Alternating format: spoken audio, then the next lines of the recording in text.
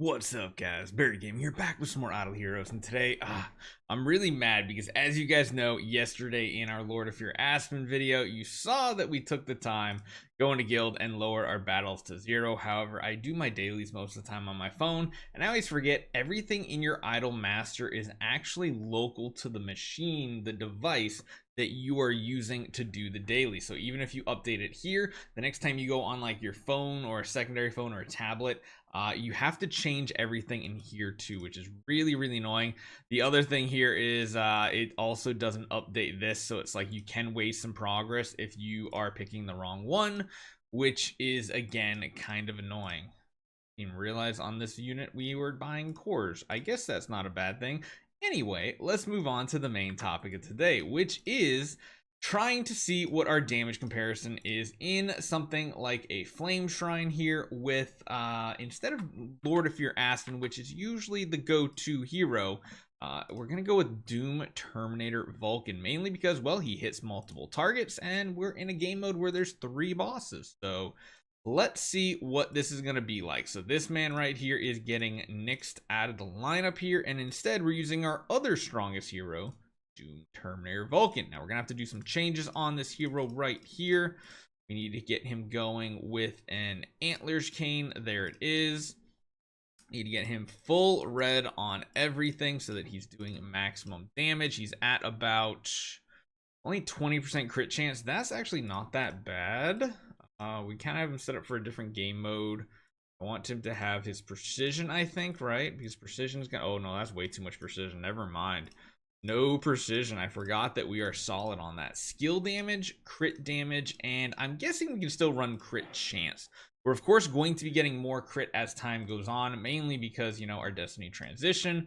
We're gonna go for the 6 layers here. We're gonna go for, sadly, there's no actual damage buffs in the second level of your destiny transition, which is kind of annoying.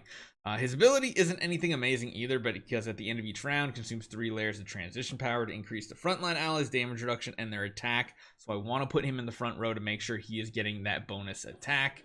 Besides that, though, we're not getting that much out of the destiny transition tree that we normally would. So I like the amount of skill damage we have, 570. We're at pretty much the precision cap.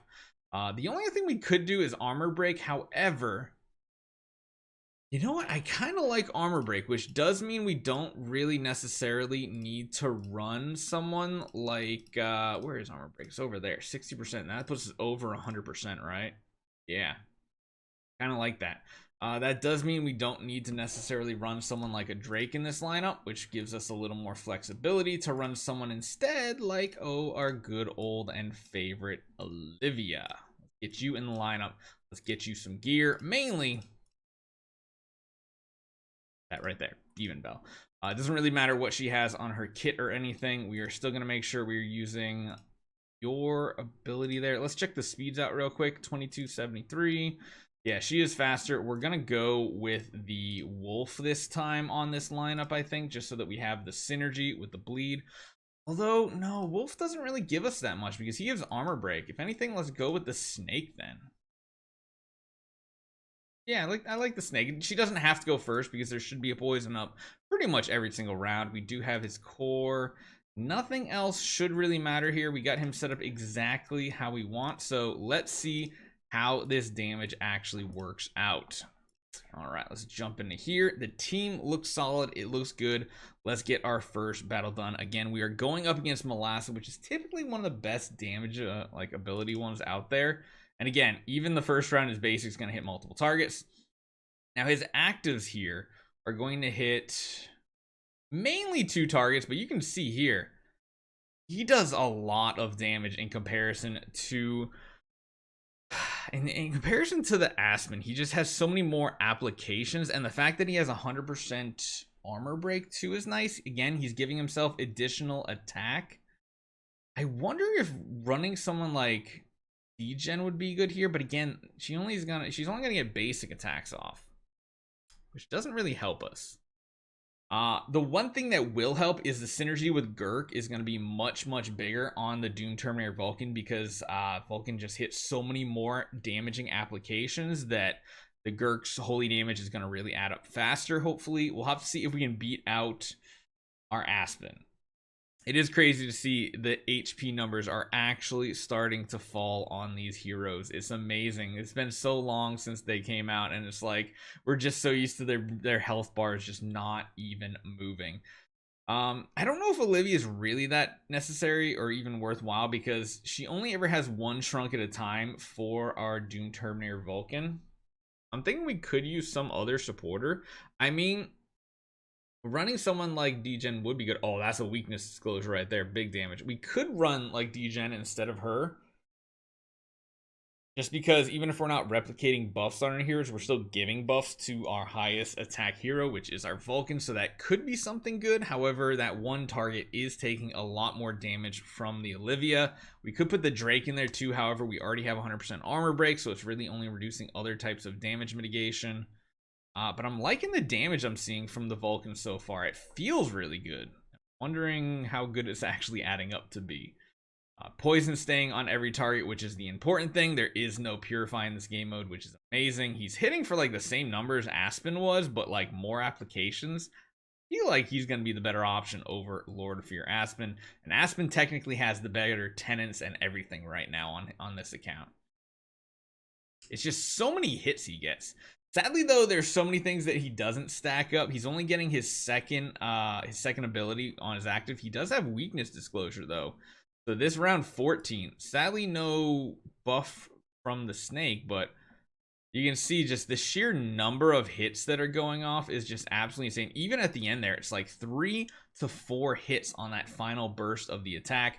We're gonna have the snake active one more time, and then we're gonna have the final damage numbers here. All right, so let's see the final hit from the Vulcan. Yeah, they look small, but that's because like he's going over the display damage cap and it kind of resets it and everything. So let's see what the final damage is. Oh yeah, much better than the Lord of Fear Aspen by a long shot. Like that's so much better damage, and that's also considering his Destiny transition has no damage whatsoever. Like he doesn't even get any Destiny transition damage until what? You get up to this node here, which would be another 1200 application there, because all his other ones don't really do that much. He's very much a support style hero, and even like his final version of this, like it's not even that big. Like every 3 rounds he consumes them to get extra attack, crit, and crit damage, but most of the time we're gonna be like capped out on that type of stuff anyway, so it's not that big of a deal.